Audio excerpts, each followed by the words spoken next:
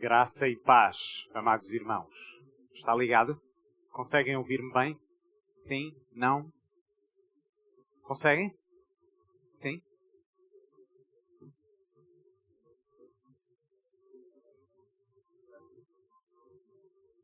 Graça e paz. Agora sim. Já não chego ao meu sotaque. Ainda tinham que estar sem som. Ia ser duplamente difícil. Para aqueles que não puderam estar esta manhã, deixem mais uma vez repetir que estamos muito gratos e louvamos a Deus por esta igreja. Sentimos um grande privilégio de poder ser vossos parceiros. Nós queremos que vocês saibam que nós oramos regularmente por vocês. Oramos em nome. Oramos pela Igreja Batista em Vila Branca. Oramos pelo pastor Rubner, pelo pastor Marcílio. As pessoas ainda estão a aprender o nome pastor Rubner, que não é um nome comum, mas haverá de chegar lá. E nós queremos que vocês saibam com muita seriedade que é bom o vosso agradecimento por esta parceria, mas do nosso lado não é uma obrigação e é muito mais do que um dever. Ele é um privilégio. Entendam isto. Ele é um grande privilégio porque, como disse esta manhã, Deus não necessita do que nós fazemos. Deus é Senhor sobre todas as coisas. Jesus é Rei. Nós só temos o grande privilégio de poder participar. Deus cumpre a sua missão. As suas promessas não falham. E não falham também aqui neste lugar. Deus continua a cumprir as suas promessas. A coisa extraordinária é que Deus, não precisando de nós, Ele dá-nos o privilégio de participarmos dos seus planos. Isto não é uma coisa maravilhosa? Então não é uma coisa que nós fazemos por obrigação de certo, e é muito mais do que um dever. É uma responsabilidade, mas é um grande privilégio. Porque nós damos toda a glória a Deus, mas isso não significa que parte da nossa glória esteja convosco, porque nós participamos dela. O apóstolo Paulo dizia isto mesmo, certo? E por isso é uma grande alegria para nós. E por isso agora convido-vos a abrirem as vossas Bíblias na carta de Paulo aos Efésios, no capítulo 2. O texto que nós lemos esta manhã e que começámos a estudar esta manhã. E mais do que uma pessoa me perguntou: pastor, qual é a versão que usa? Eu peço desculpa pela confusão, mas é bom, lembrem-se, irmãos, a Bíblia não foi escrita em português. O Antigo Testamento foi escrito em hebraico e algumas porções num dialeto similar que se chama aramaico. O Novo Testamento, parte que vamos ler agora, foi escrito em grego. E, portanto, o que temos nas nossas mãos são traduções.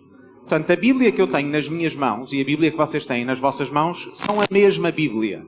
São apenas uma tradução diferente de uma outra língua que é o grego. E, portanto, se houverem algumas diferenças, são diferenças de tradução, não do sentido do texto. Entendem? E, portanto, procurem acompanhar, apesar de, em algumas partes, ser um pouco diferente. Deixem-me chamar logo a atenção até, porque o vosso pastor disse que eu podia explicar isto. E, portanto, eu explico. Quando eu começar a ler este texto, eu vou começar a ler assim, em Efésios capítulo 2, versículo 1. E vós, estando mortos em vossas ofensas e pecados. Eu penso que nas vossas traduções haverá de estar alguma coisa assim. E vos vivificou, estando vós mortos em vossas ofensas e pecados.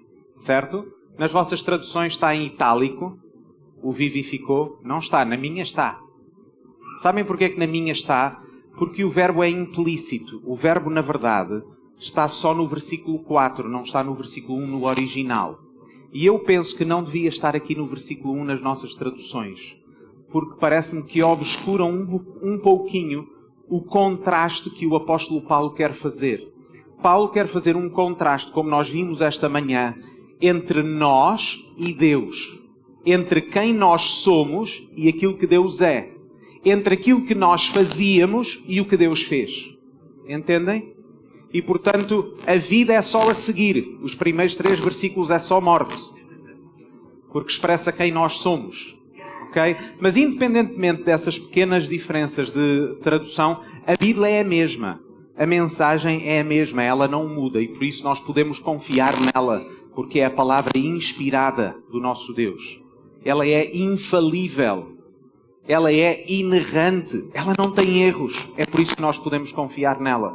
É por isso que quando a palavra é aberta, sempre que estamos juntos enquanto igreja, não são as nossas opiniões, certo?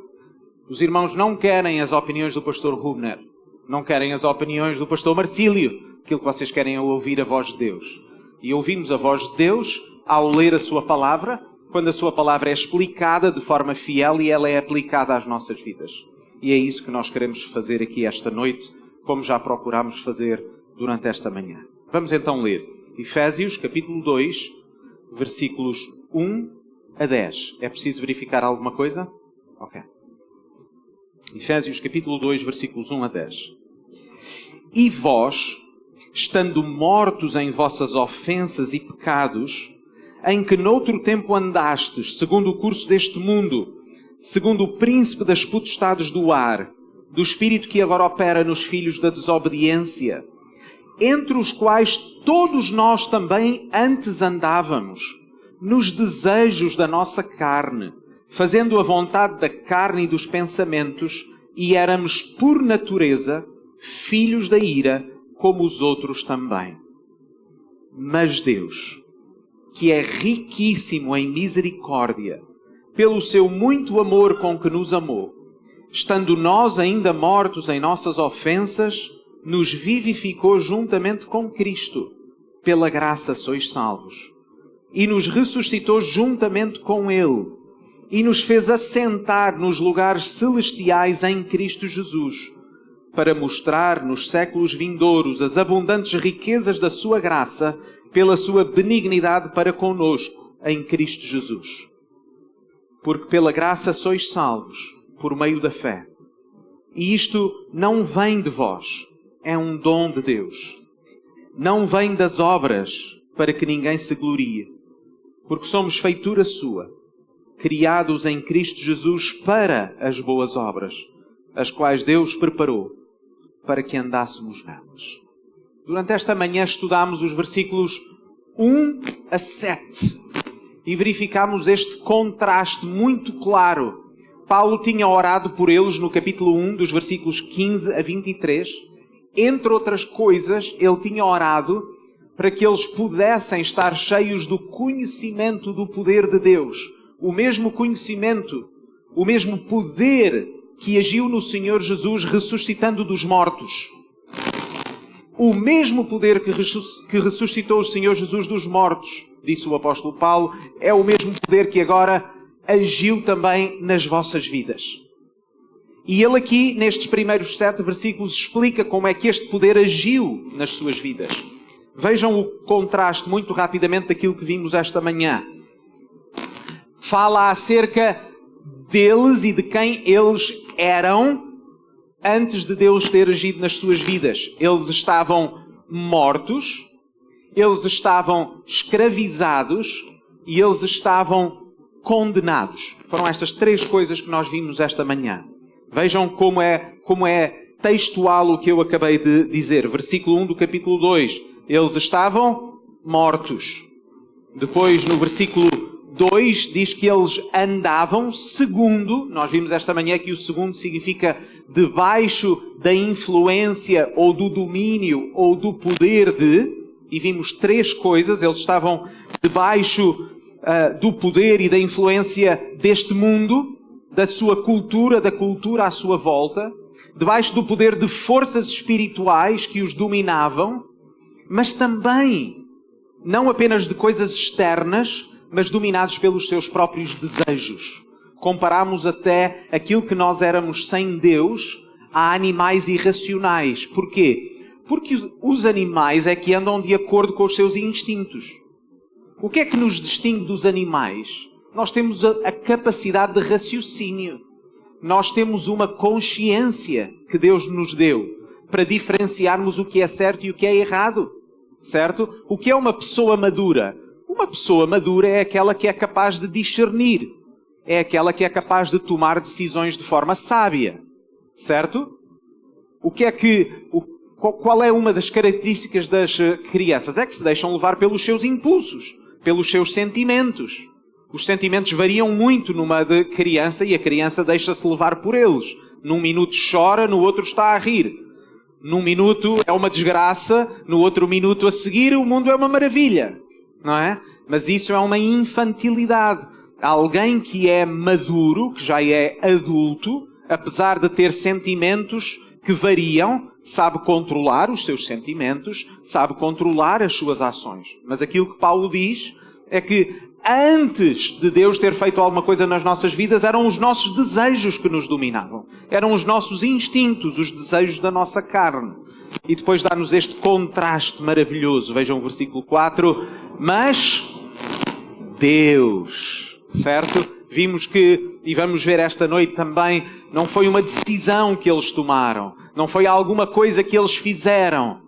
Foi Deus que agiu nas suas vidas. Mas Deus fala acerca do seu caráter. Ele é rico em misericórdia. Fala sobre o seu amor por causa do muito amor com que nos amou. Certo? Quando nós estávamos mortos nos nossos pecados, quando não havia nada que nós pudéssemos fazer por nós próprios, certo? O que é que um morto pode fazer? O morto tem alguma capacidade de agir? Não. É exatamente esta imagem crua, mas real da nossa condição espiritual. Foi exatamente nessa condição que Deus, na sua misericórdia e no seu amor, nos alcançou. Diz-nos que fez todas as coisas para nos salvar na pessoa do Senhor Jesus, certo? Ele nos deu uma nova vida em Cristo, Ele nos ressuscitou com Cristo, Ele nos fez sentar nos lugares celestiais em Cristo Jesus. Isto é o que nós chamamos, na fé cristã, de salvação. E é o que vamos continuar aqui esta noite. Vamos focar-nos agora nos versículos 8 a 10, que são muito conhecidos historicamente entre os cristãos. E podemos resumir a nossa salvação, de acordo com estes 3 versículos, em 3 simples palavras, que são os pontos do sermão desta noite. Graça, fé e obras. 3 coisas necessárias à nossa salvação. Alguns podem já ficar chocados, mas as obras são necessárias à nossa salvação, não da mesma maneira como a graça. E vamos ver o que é que cada uma significa. Graça, fé e obras. Vamos começar com o número 1, a graça. O versículo 8 começa como? Vejam nas vossas Bíblias. Começa com esta conjunção. Porque, que significa que Paulo está a continuar um argumento. Certo? Existe aqui uma lógica. Ele explica com maior detalhe o que ele disse no versículo 7. A razão para o versículo 7. De manhã nós vimos que o propósito de todas as coisas está no versículo 7. Certo? Vejam o versículo 7. O para aponta para um propósito, um fim, para mostrar nos séculos vindouros as abundantes riquezas da sua graça, da graça de Deus, pela sua benignidade para conosco em Cristo Jesus. E agora, nos versículos 8 a 10, Paulo explica a natureza da graça, da bondade de Deus para conosco. Lembrem-se, no final das contas, quando a história deste mundo chegar ao fim, não vai ser a nossa fé ou as nossas obras que serão lembradas. Vai ser, sim, a graça e a bondade que Deus manifestou em Cristo Jesus. Vai ser esta graça e esta bondade que vai estar evidente para os olhos de toda a gente. Porque todos vão reconhecer que são o que são, cristãos, aqueles que colocaram a sua fé no Senhor Jesus. Vai ficar completamente evidente que foi obra de Deus, não foi alguma coisa que nós alcançamos. A nossa salvação é a manifestação do caráter perfeito do nosso Deus. Quando uma igreja é composta por pessoas que foram verdadeiramente convertidas, que vivem de acordo com a nova vida que receberam, o que deve ficar evidente não é quão maravilhosas pessoas nós somos, mas sim que maravilhoso Deus que nós temos. Entendem, irmãos? Entendem que o maior testemunho que nós damos é o testemunho acerca do Senhor Jesus. Nós, como o apóstolo Paulo chegou a dizer a uma outra igreja, nós não nos pregamos a nós próprios. Nós pregamos quem? Nós anunciamos quem? Quando tomamos a ceia juntos, anunciamos quem? Anunciamos o Senhor Jesus, o que Ele fez, na esperança do que Ele vai fazer, até que Ele venha. É o Senhor Jesus que nós queremos anunciar a todo o mundo. Não é dizer quão maravilhosos nós somos. Nós somos o que somos pela sua graça. A nossa salvação revela quem Deus é, apesar do que nós somos. Apesar do nosso pecado. Apesar de estarmos mortos. Apesar de estarmos escravizados. Apesar de termos estado condenados, Deus agiu na sua graça para nos salvar. Nos versículos 8 a 9, Paulo faz esta afirmação principal que é seguida de duas negações. É um sim e dois nãos. O sim é este: pela graça sois salvos por meio da fé. Depois diz-nos dois nãos para clarificar muito bem o que isto significa. Não vem de vós, é um dom de Deus. Não de obras, para que ninguém se glorie. Talvez as nossas traduções aqui não sejam as mais claras. Também têm pela graça sois salvos. Quando o texto afirma aqui pela graça sois salvos, o sentido aqui é de causa. Ok? A graça de Deus é a causa da nossa salvação.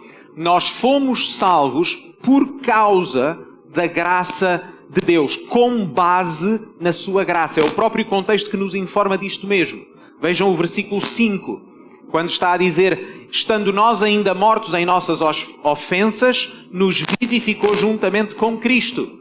Pela graça sois salvos. Ou lembrando ainda, porque temos de ler este texto no contexto de toda a carta, Paulo já tinha afirmado no capítulo 1, versículo 6, que é para louvor e glória da sua graça. A graça de Deus não é um meio para a nossa salvação. Porque a graça de Deus é um atributo do próprio Deus, é um caráter, é parte do caráter do próprio Deus. Deus que é gracioso é a causa da nossa salvação. O versículo 8 clarifica que não foi algo que nós alcançamos. Nós lemos: e isto não vem de vós. O pronome pessoal isto aqui não se refere apenas à fé, porque o texto original não permite que o seja. O pronome pessoal isto refere-se à nossa salvação. Tanto a graça como a nossa fé não vêm de nós, são um dom. A nossa salvação é um dom, é isto mesmo que significa graça. Porque graça é o quê? É um dom imerecido. A graça não é um salário.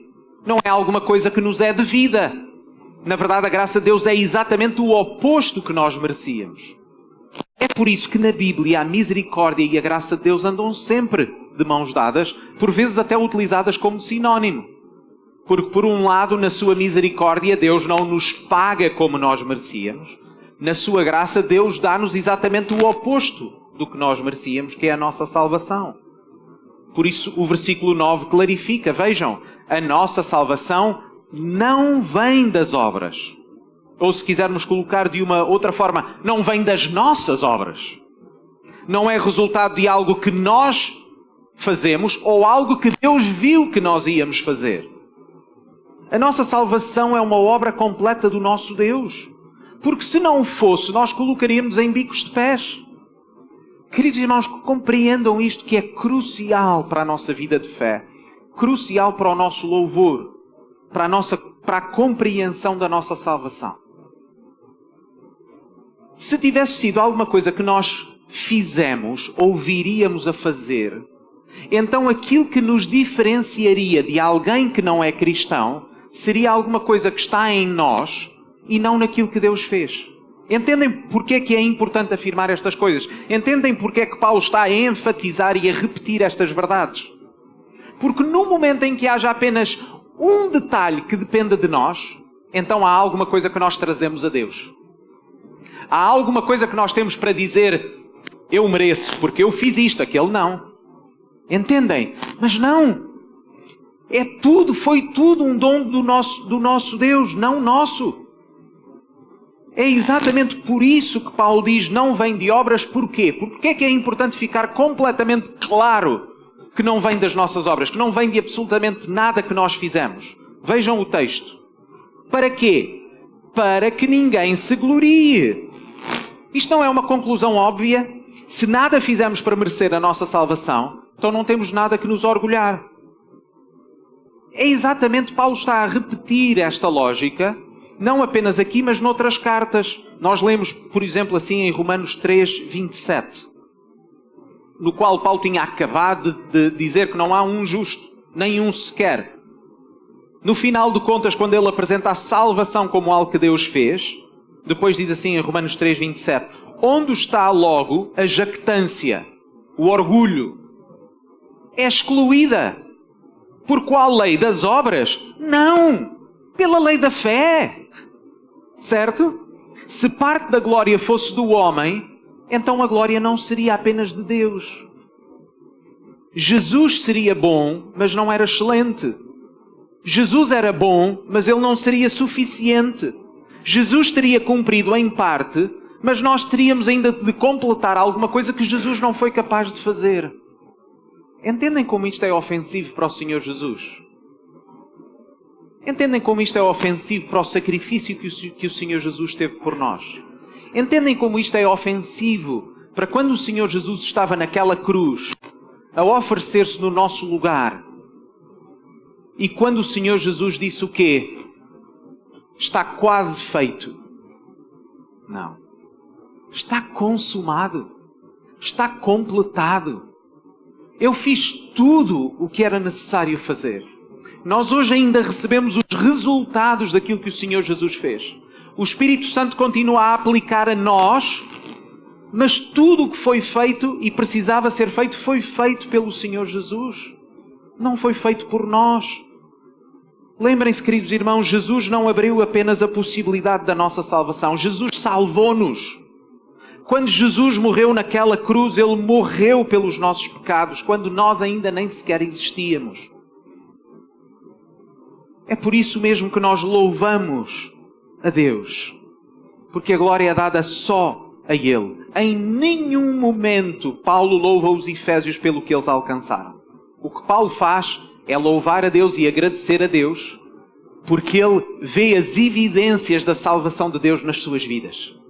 Entendem? Paulo olha para a sua fé e para o seu amor e ele diz o quê? Vocês são extraordinários. Vocês são mesmo bons. É isso que ele diz? Não.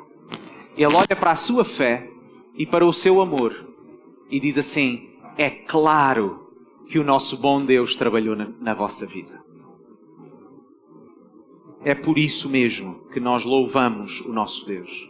É por isso mesmo que ainda mais à frente nesta carta, Paulo vai orar outra vez.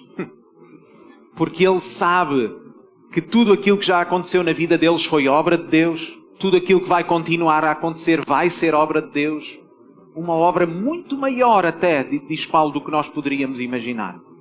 Ele vai orar por eles outra vez no capítulo 3. Sabem como é que ele vai terminar? Ele diz assim, Efésios 3, 20, 21.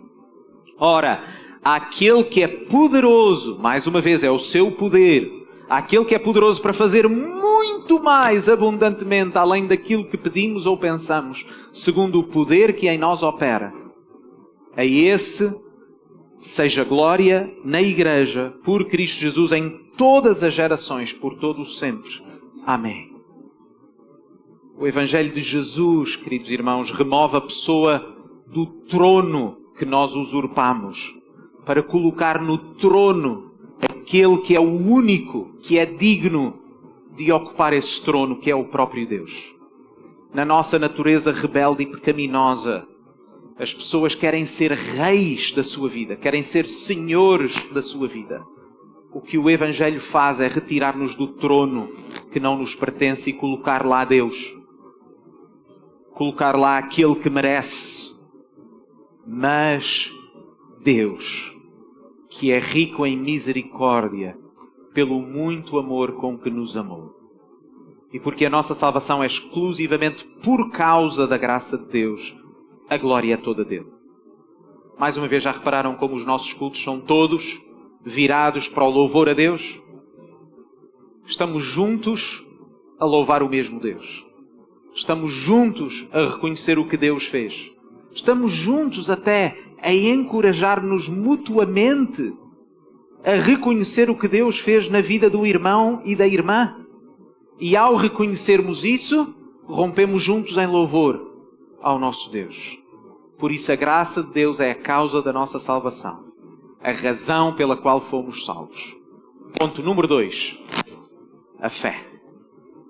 Vejam o versículo 8. Diz-nos assim: por meio da fé. A fé é o meio para a nossa salvação. A causa da nossa salvação qual é? É Deus e a sua graça. E Deus, na sua graça, salvou-nos por meio da fé. Notem, somos salvos, diz-nos a Bíblia, não por causa da nossa fé, mas através ou por meio da fé. Eu sei que as nossas ilustrações são sempre limitadas, mas pensem numa criança que se está a afogar. Se um homem num barco usa uma boia para salvar aquela criança, alguém vai dizer que foi a boia que salvou aquela criança? Não faz sentido, pois não? Quem é que salvou aquela criança? O homem que está no barco. O homem que está no barco usou uma boia para salvar aquela criança, mas não foi a boia que salvou a criança, foi o homem do barco utilizando como meio ou como instrumento uma boia. Assim é a fé. É o meio que Deus usa para nos salvar. Notem como isto é importante. A certeza da nossa salvação está em quem? Está na nossa fé? Não. A certeza da nossa salvação está em Deus.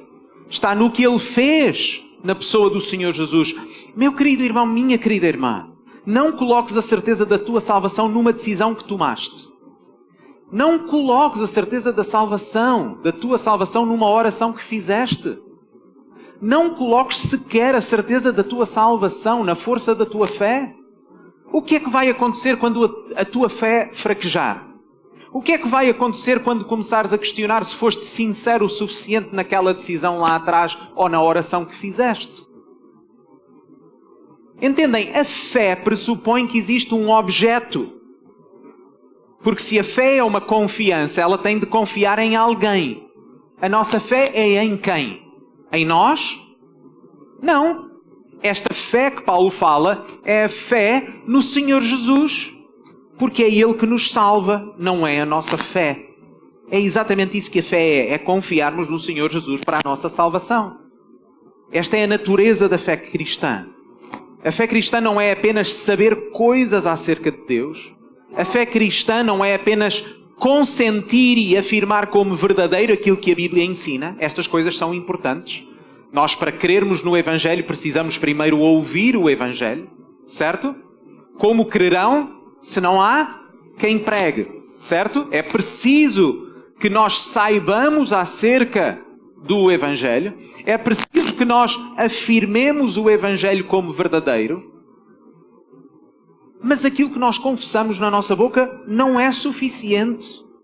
A fé verdadeira é uma fé que recebe a verdade, consente e afirma a verdade, mas também confia completamente, plenamente na verdade.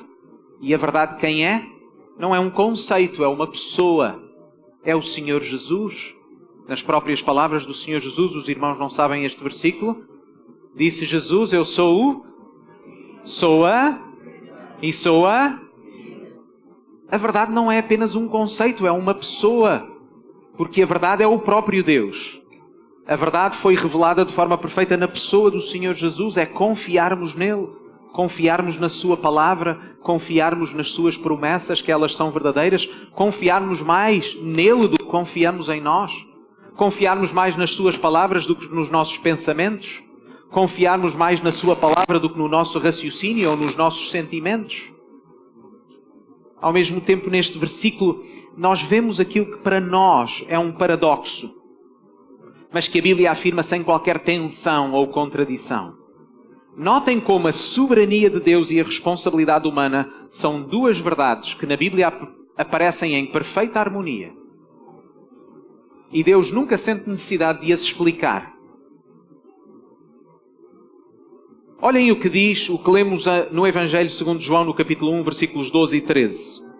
Mas a todos o que o receberam, deu-lhes o conforme de serem feitos o quê? Filhos de Deus. Aos que creram no seu nome. Existe uma ação humana ou não?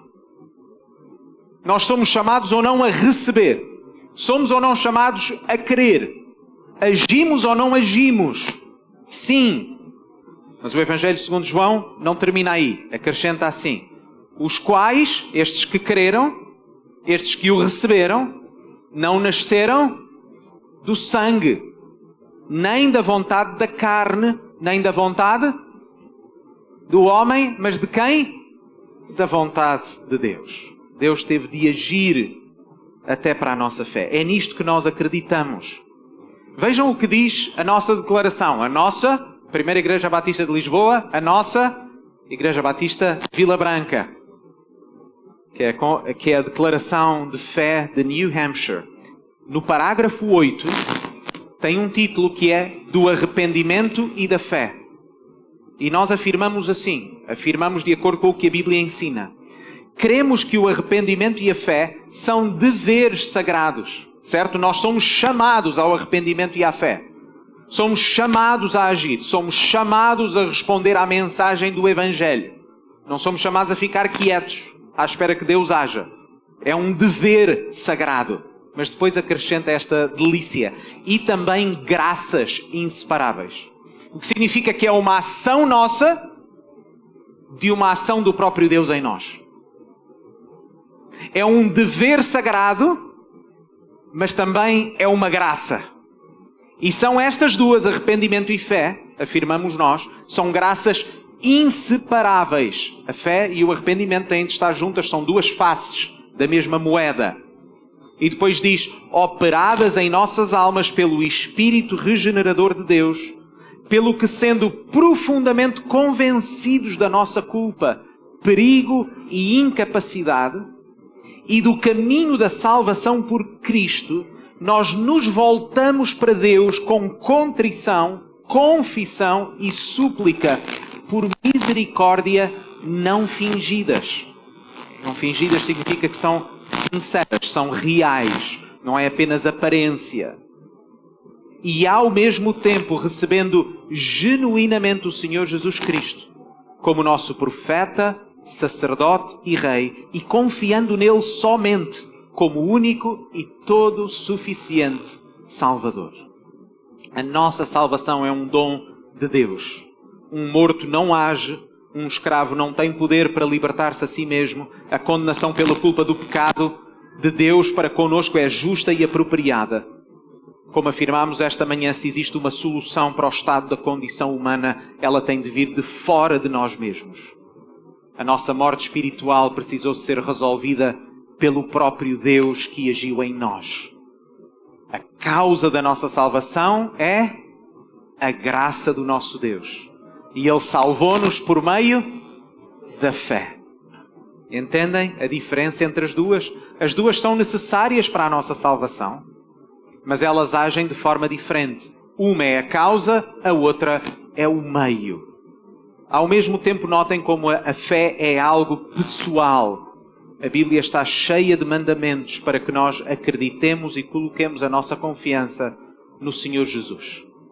E é aqui que deixem-me chamar aqueles que ainda não são cristãos, que possam estar aqui hoje, que também tu hoje és confrontado com o teu pecado, com a tua condição perante Deus. Também tu estás condenado perante Deus porque tu rebelaste contra Deus e desobedeceste a Deus. A única solução para essa condição é a fé. A única solução é arrepender-te dos teus pecados. Porque a Bíblia ensina que se confessares os teus pecados, como nós acabamos de ler, de uma forma não fingida e sincera, se colocares a tua fé no Senhor Jesus, a Bíblia diz que Deus é fiel e justo para perdoar os nossos pecados. Portanto, aproveita o dia de hoje, porque hoje pode também ser um dia de salvação para ti. E agora leva-nos ao terceiro e último ponto. As obras necessárias à nossa salvação. Porque elas são o propósito Vamos lembrar, a causa da nossa salvação é a graça de Deus. O meio que Deus usa para nos salvar é a fé. Mas agora notem o propósito. Vejam o versículo 10. Porque somos feitura sua, criados em Cristo Jesus para as boas obras, as quais Deus preparou para que andássemos nelas. Este versículo começa com a afirmação de que nós fomos feitos, nós fomos criados por Deus. E esta não é uma linguagem nova nas Escrituras, certo? Como é que a Bíblia começa? Começa com a primeira criação. No livro do Gênesis, Gênesis significa em grego princípio.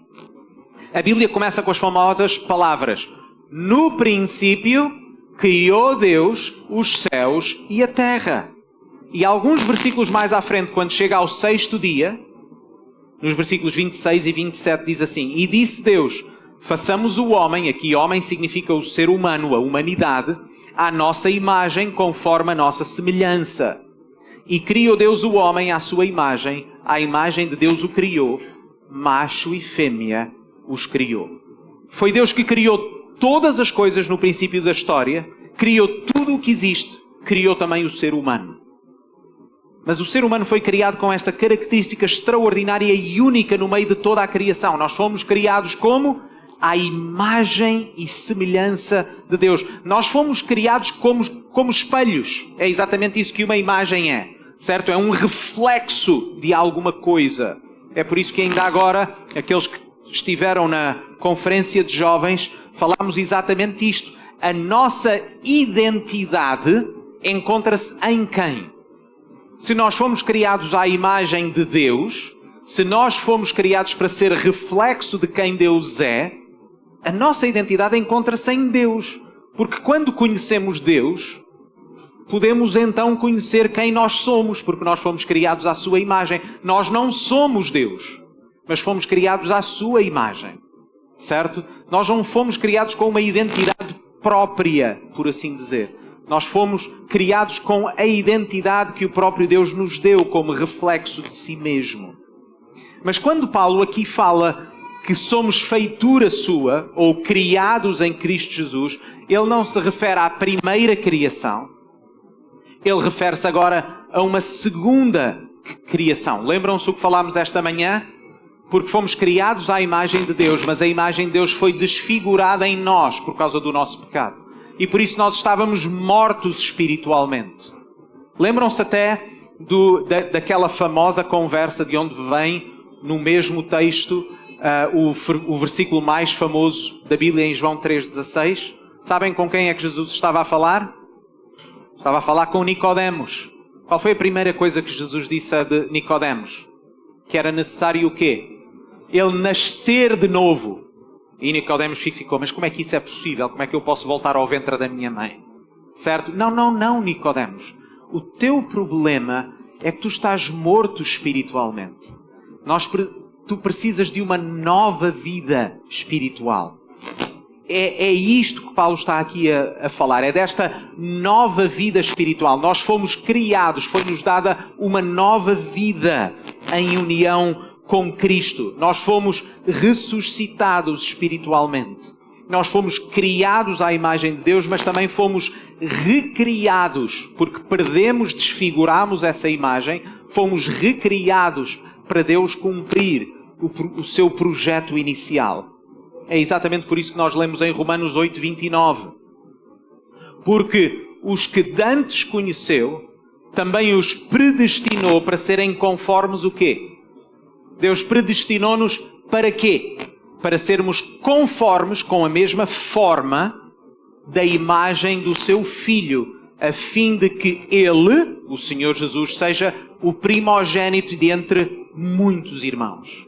Certo? Isso significa que o plano de Deus, quando criou todas as coisas, está a ser cumprido na e através da Igreja.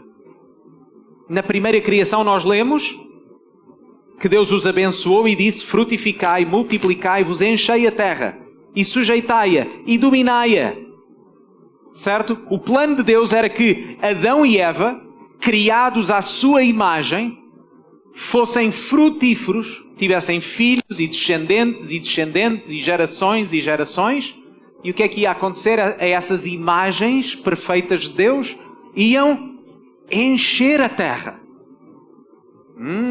A Bíblia fala mais do que uma vez na glória de Deus encher a terra. Deus está a cumprir essas promessas com a sua igreja. Porque Deus está a salvar pessoas que estavam mortas espiritualmente, está-lhes a dar uma nova vida espiritual. Nós fomos criados, fomos recriados agora para ser a imagem do Senhor Jesus. E à medida que o Evangelho é anunciado a todas as nações, a glória de Deus vai começando a encher a terra. Com estas imagens, ainda que neste momento ainda imperfeitas de Deus, Deus está a fazer este trabalho em nós. Deus deu-nos uma nova vida e nós existimos para a sua glória. O que é que isto significa na prática? Significa que como imagens de Deus, nós devemos refletir quem Ele é. Na medida em que os seus filhos que refletem a imagem do Pai enchem a terra fica cheia da sua glória.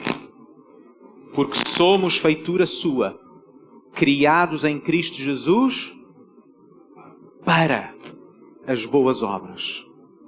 Já tínhamos lido que nós não fomos salvos por causa das nossas obras, não por algo que nós fizemos. Mas notem que isto não é a única coisa que Paulo tem a dizer. Nós fomos salvos não por causa das obras, mas para as boas obras. Paulo já tinha afirmado exatamente isto mesmo no capítulo 1, versículo 4. Como também nos elegeu nele antes da fundação do mundo, para que fôssemos santos e irrepreensíveis diante dele. Se fomos eleitos para ser santos, se estávamos mortos em pecados e recebemos uma nova vida, logo notem isto, queridos irmãos, as obras não são apenas uma evidência, mas são também o conteúdo da nossa salvação. Conseguem entender isto? Isto é extremamente importante. Isto não é legalismo. Isto é o próprio Evangelho. Isto é o resultado do Evangelho, se quisermos ser mais precisos. Entendem? Deus morreu para perdão dos nossos pecados. Deus recebe-nos tal qual estávamos, mas não para nós ficarmos como estávamos. Notem isto, queridos irmãos. Se Deus nos criou à sua imagem, se o pecado desfigurou essa imagem, se o pecado nos mantinha mortos espiritualmente, se o resultado do nosso pecado era a morte e a condenação eterna, como é que é possível, se Deus nos deu uma nova vida, uma nova compreensão, uma nova natureza, nós vamos continuar a viver naquilo que nos matava? Nós vamos continuar a viver naquilo que nos afastava do nosso Deus? Isto é um perfeito disparate, um não-senso, certo? Deus salvou-nos exatamente dos nossos pecados. Deus salvou-nos não apenas da culpa dos nossos pecados, mas salvou-nos também de quê? Está-nos a salvar de quê? Do poder que o pecado exercia na nossa vida. Isto não significa que nós já somos perfeitos, mas é isso que Deus está a fazer em nós. É a salvar-nos do poder do pecado, com a esperança que num dia o pecado vai ser removido, a sua presença não vai estar sequer lá, com todas as suas consequências. Vai ser novos céus e nova terra. Como lemos no livro do Apocalipse, não vai haver choro e lágrima, nem dor. Estas são consequências de quê? Do próprio pecado, certo? Mas vamos viver na presença do Senhor Jesus para todo o sempre. É por isso que esta é a mensagem do Novo Testamento contínua. As boas obras não são uma opção, são uma necessidade. O que significa que ninguém pode dizer, não interessa o que eu faço porque eu sou salvo pela fé. Tiago, na sua carta, ensina-nos que fé sem obras é o quê? É morta. João, na sua primeira carta, repetidamente nos ensina como é que nós sabemos quem é ou não filho de Deus. Pelas suas obras. Em particular, João chama a atenção o amor entre os irmãos. Não é possível dizer que amamos a Deus e odiarmos o nosso irmão. Porque como é que vamos odiar, ou como é que nós amamos a Deus, a quem não vemos, se nós odiamos o nosso irmão a quem nós vemos? Isso é uma hipocrisia, uma mentira. Esta é uma verdade crucial para entendermos o que significa ser salvo. Mais uma vez, não apenas somos salvos da nossa culpa, mas também do poder do pecado na nossa vida. À salvação da culpa do pecado nós chamamos o quê? Chamamos justificação. É sermos declarados justos. Deus perdoa todos os nossos pecados. A culpa já não está porque Deus nos salvou. Nós fomos justificados, declarados justos. Mas à progressiva salvação do poder do pecado nós chamamos santificação. E por isso nós podemos dizer de forma apropriada então que não existe salvação sem obras. Não porque as obras sejam a causa da nossa salvação, mas porque aquele que é salvo obedece. Aquele que é salvo por Deus, a quem Deus deu uma nova vida. Ele vive essa nova vida que Deus lhe deu. E por isso Paulo acrescenta as obras que Deus preparou para que andássemos nelas. Paulo utiliza uma imagem comum na Bíblia para se referir à forma como nós vivemos. É a imagem do andar. Não é? Nós habituámos-nos tanto a dizer a forma como andamos, quase nos esquecemos que esta é uma metáfora. Esta é uma imagem. Certo? É um princípio fundamental das Escrituras, pela qual nós devemos examinar a nossa fé. Por que é que fomos convidados a confessar os nossos pecados antes de tomarmos a ceia? Exatamente porque examinamos-nos a nós próprios para confessar os nossos pecados, para confirmar também a nossa fé. Certo? É por isso que Jesus nos ensinou, lemos em Mateus 7, 16 a 20, por seus frutos os conhecereis. Porventura colhem-se uvas dos espinheiros ou figos dos abrolhos? Assim, toda a boa árvore produz bons frutos e toda a árvore má produz frutos maus. Não pode a árvore boa dar maus frutos, nem a árvore má dar bons frutos. Portanto, pelos seus frutos os conhecereis. A Bíblia utiliza uma linguagem muito contundente para falar sobre a natureza humana. Nós mencionamos um desses versículos hoje de manhã, que é aquele que é escrito e lemos em Provérbios 26:11 e depois citado no Novo Testamento, na segunda carta de Pedro 2:22, que diz assim: deste modo sobreveio-lhes o que por um provérbio se diz: o cão voltou ao seu próprio vômito, a porca lavada ao espujador de lama. Entendem? Esta imagem é muito crua, mas revela que todos nós vivemos de acordo com a nossa natureza.